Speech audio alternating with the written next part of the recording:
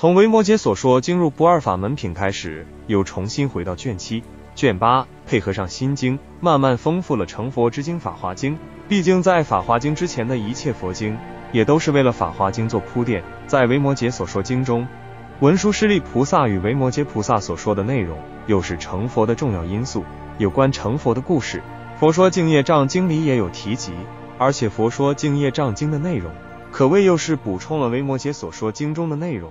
例如为何淫怒痴性即是解脱，又解释了为什么62见皆是佛种，因为一切烦恼都是佛法，一切烦恼都是无生法忍。而金刚经中说一切法皆是佛法，可见各大乘佛经都是互通的，因为他们都要为法华经做铺垫，到了法华经就只说佛事，不说菩萨事。这部经可以破除各种束缚烦恼，入于诸法无障碍会。在此之前，先来看最后这一则故事。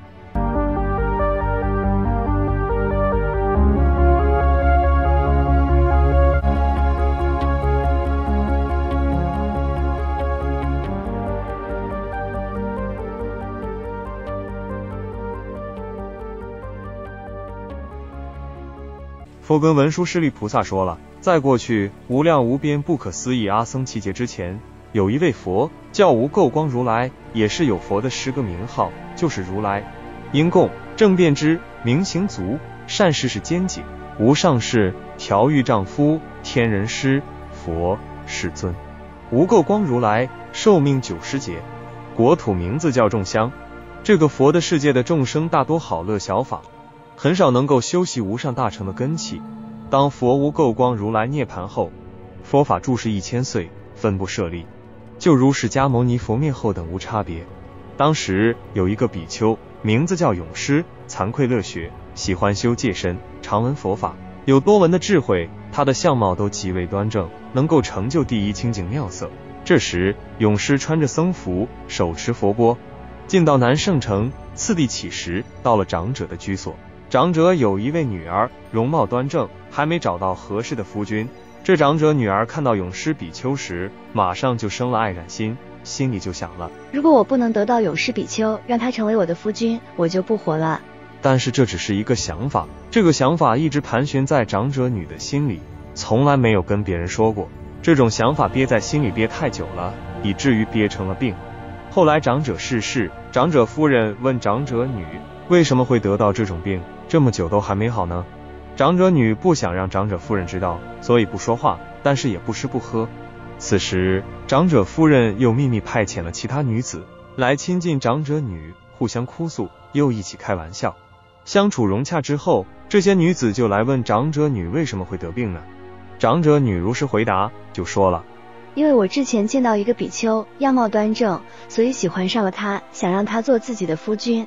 只是我自己也知道这件事几乎是不可能的，所以想着想着就病了。如果我这个想法可以实现，我的病就会好起来，如果不可以实现，我宁愿不活了。这些女子听到长者女这番话之后，转过头就向长者夫人汇报情况。长者夫人听到后想了一想，认为自己的女儿病得这么严重，如果不能对永师比丘抢来，那又该怎么办呢？接着又起了一个想法，就是让永师比丘常到长者家，为长者女讲经说法。这个办法或许能行。当永师比丘入城乞食的时候，再次来到长者家中，见到长者女的身体极为瘦弱，而问长者女病的由来。长者夫人回答，是因为长者女爱好听经闻法，但是长者夫人再三阻扰，不让长者女满愿，所以得到这种病。永师比丘马上就对长者夫人说了，不要阻扰这位长者女，不让她听经闻法。长者夫人便说，尊者，如果你能教授我的女儿经法，我必当顺尊者之意。此时永师比丘即刻许可了。长者女听到这件事，内心欢悦，想着自己一定要用各种办法令永师比丘可以对自己起贪爱之心。他对永师比丘说，愿尊者可以安悯我，常到长者家。永师比丘默然许可。永师比丘接受过供养后，回到自己所居住的精舍，而长者夫人则对长者女说，要好好打扮自己，要用各种香水涂遍全身，换一件好看的衣服，这样才能有可能达成你的心愿的。往后的日子里，永师比丘数次来到长者家中，与长者女和长者夫人都越见熟悉。见过几次之后，永师比丘便失去了正念，升起了欲念，就跟长者女发生了关系，而且永师比丘的内心已然沦陷，与长者女发生关系的次数也越见增多。殊不知这位长者女在这段时间早已结婚，长者女的丈夫见到永师比丘数次进出长者家，甚至怀疑，于是想借用一些手段，打算谋害永师比丘，令其丧命。永师比丘知道了这件事，就想与长者女一起用毒药毒害长者女的夫君，于是弄来了毒药，跟长者女说，如果她选择永师比丘的话，就用这些毒药杀了她的夫君。长者女没有犹豫，将毒药混合在饭菜中，差遣婢女将这些饭菜递到她的夫君手中。长者女的夫君一吃下带有毒药的饭菜，就身亡了。永师比丘一听闻长者女夫君死亡的消息，马上升起大悔恨之心，知道自己犯了大罪，发现自己又行淫欲，又断人性命，认为自己命中必当堕入地狱道。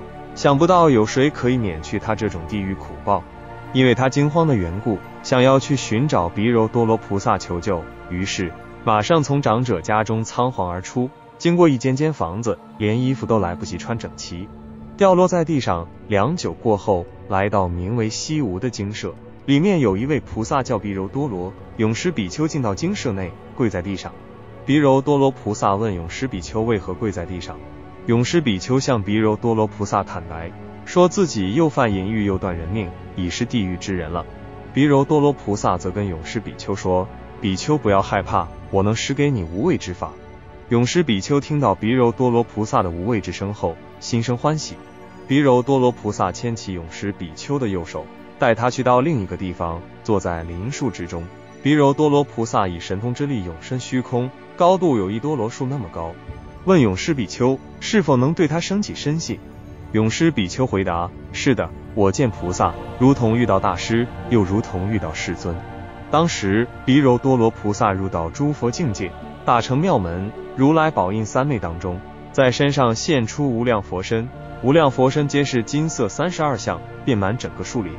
这所有的佛都异口同声地说，诸法同镜像，亦如水中月，凡夫于惑心，分别痴慧爱，法无作无处，如虚空清净，亦无有觉知，虚狂不牢固，于内求慧爱，未常有得者。凡夫生染爱，实无有染着，如于眠梦中，染着于诸色，亦如刀割物，而刀无所知。凡夫亦如是，于惑妄分别，于爱生染着，于慧增正诵。世间犹如梦，空无不牢固，如雁空中云，痴爱即无相。诸法如草木，心不在内外，爱非受命人，自性无所有。凡夫见诸法，即从因缘生，无作不可取，性离常寂静。诸法犹如幻，凡夫生取着，幻性无坚固，贪嗔痴亦然。